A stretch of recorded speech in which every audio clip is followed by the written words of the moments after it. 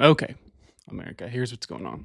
The evangelical Christian problem in the United States government is reaching new levels with the current administration as they put their very perverse interpretation of the Bible over the Constitution and over the good of the country. In your personal life, of course, God, country, family is fine.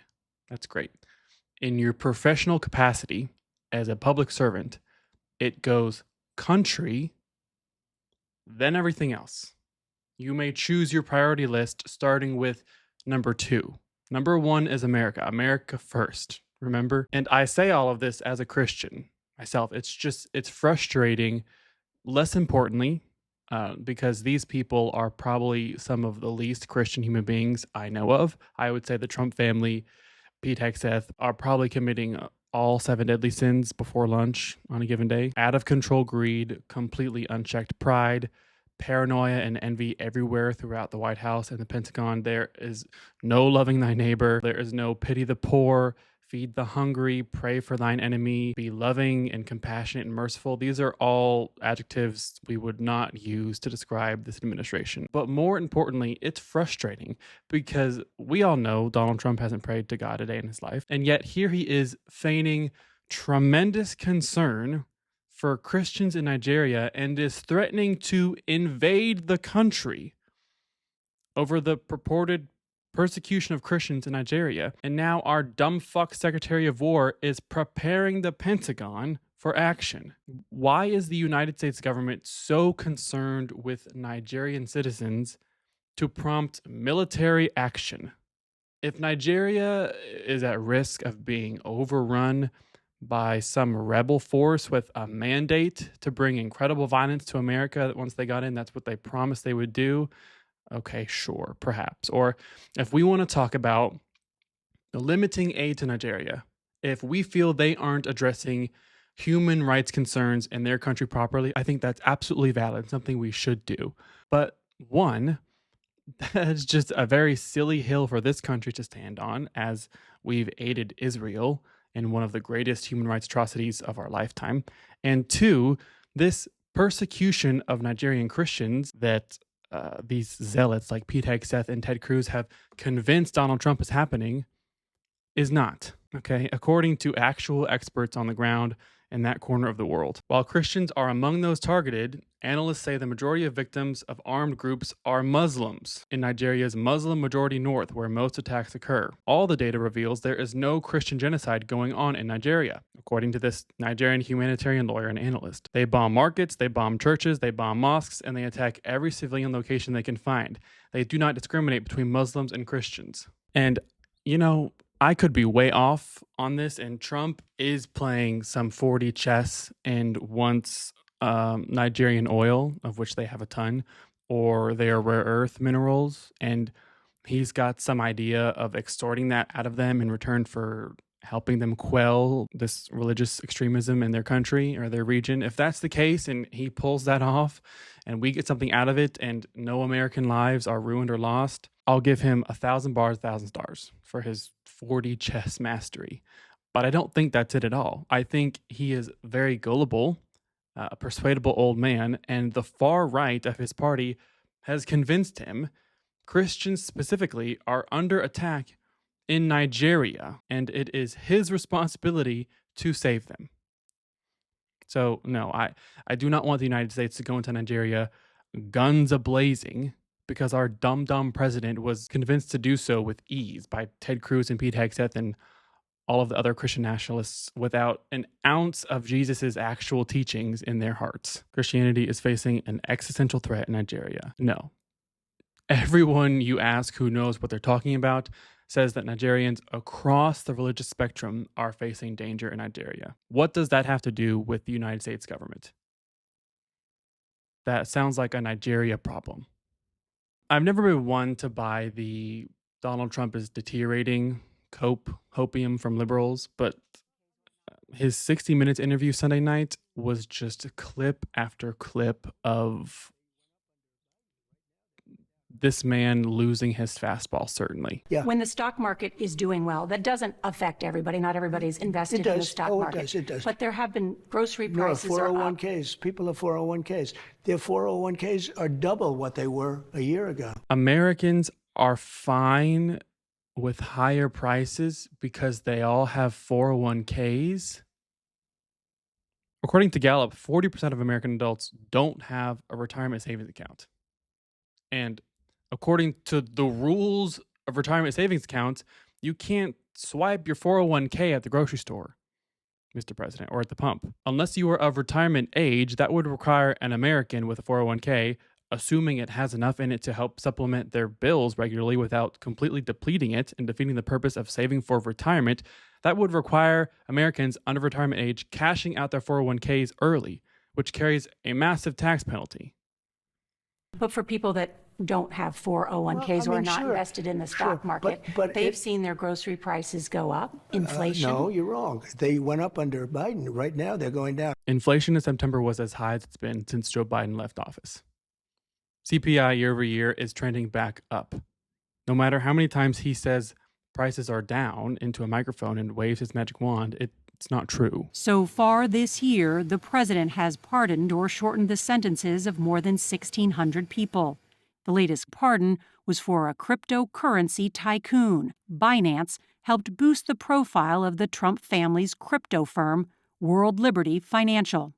He pled guilty in 2023 to violating anti-money laundering laws. Right. Why did you pardon him? Okay, are you ready? I don't know who he is. I know he got a 4-month sentence or something like that. And I heard it was a Biden witch hunt. I know nothing about it because I'm too busy doing the other. But I can only tell you that. I don't know who he is. I've heard this, I've heard that. I know nothing about it. How is this any different from Joe Biden in the end with his auto pen that Republicans won't shut the fuck up about? Just being pushed and pulled by his handlers, by his staff to do as they wish. I mean, seriously. I'm pardoning people. I'm releasing criminals back onto the street. I'm preventing Americans, their victims, from receiving any of the reparations that they're due from these criminals. Yet I have no idea what I'm doing. I'm just signing shit at the order of people around me. The options are, he just admitted that he's either far more like Joe Biden than we realize, or he doesn't give a flying fuck. Those are the options, per what the president just admitted. Pretty sure it's the latter. Both are awful. These Can I are ask not you about the 80-20. economy? These are 99-1 issues. And they don't change. I just watched this morning a Mr. show President, where... can I ask you about the economy? Just one thing. I watched a show this morning where a very well-known Democrat congressman was fighting like hell for men playing in women's sports. They don't change. They Who don't was learn. that? I don't want to tell you. You'll be able to check it. Just check your local TV. Can we please talk about the economy? No, hold on. Trans. Radical Democrats want everyone trans. Okay, Mr. President, who said that? Well, I don't know.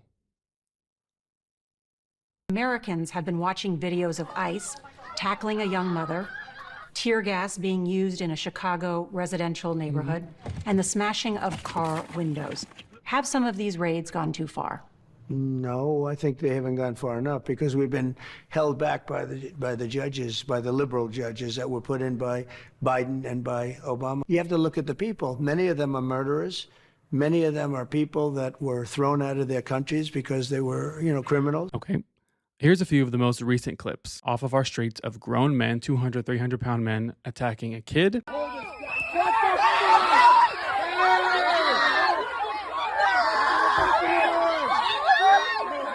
A mother taking her daughter to school. Mama! Ma! Ma! Ma! Ma! Ma!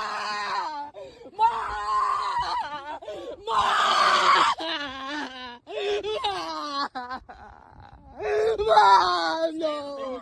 No! Ma! And a U.S. postal worker. See federal agents right here getting out of a van and placing a landscaper, Muriel Medina, into custody. He does not resist arrest here, but when a nearby postal worker tries to step in, well, the agents push that postal carrier to the ground. Murderers. Many of them are murderers. No. And again, some of these people are US citizens.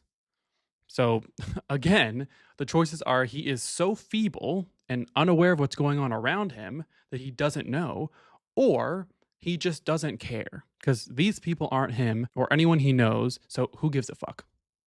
These videos continue to make me incredibly, incredibly angry and incredibly not proud to be an American. And anyone not speaking up about it, anyone okay with it, is a traitor to their country and their neighbors who are being victimized and tortured and traumatized for life by these men waking up every day, masking up, and living out their psycho-aggressive fantasies on innocent people. And to cap it all off, he was tweeting about more White House renovations over the weekend. On the eve of SNAP benefits expiring, millions of Americans potentially going hungry, he was tweeting about his new Lincoln bathroom. I renovated the Lincoln bathroom. Look how pretty. Polished white and black statuary marble. Very appropriate. SNAP benefit funding didn't expire that night. It's been temporarily ordered to be temporarily funded by a federal judge in Boston, but not at Trump's orders, not thanks to anyone in that White House. They would have expired that night, as Trump hosted his Great Gatsby Halloween party at Lago.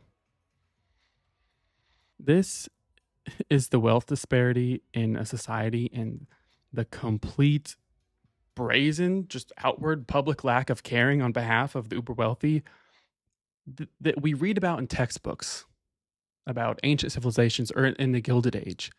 And when we read it, we're like, Jesus, that's awful. How could people allow that? Thank God things are better now. He just seems to not be trying anymore. He used to sell the, I am working for the common man. I am working for the American people.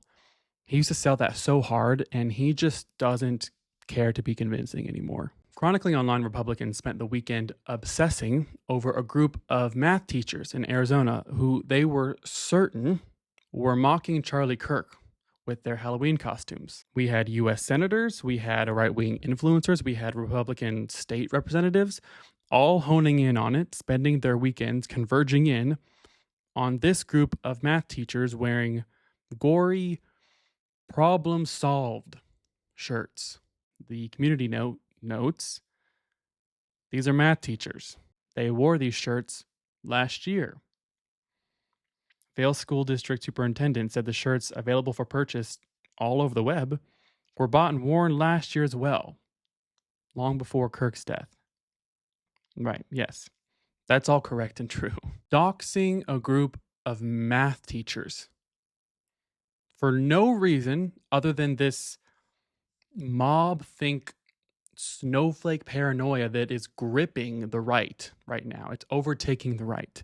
It's remarkable. It's not surprising because, the worst, most siloed offenders on both sides of the spectrum, the most delusional blue-pilled warriors and the most delusional right-pilled warriors, they never learn. They never see that what they're doing is the exact same psycho thing that they were just aghast at the other side doing.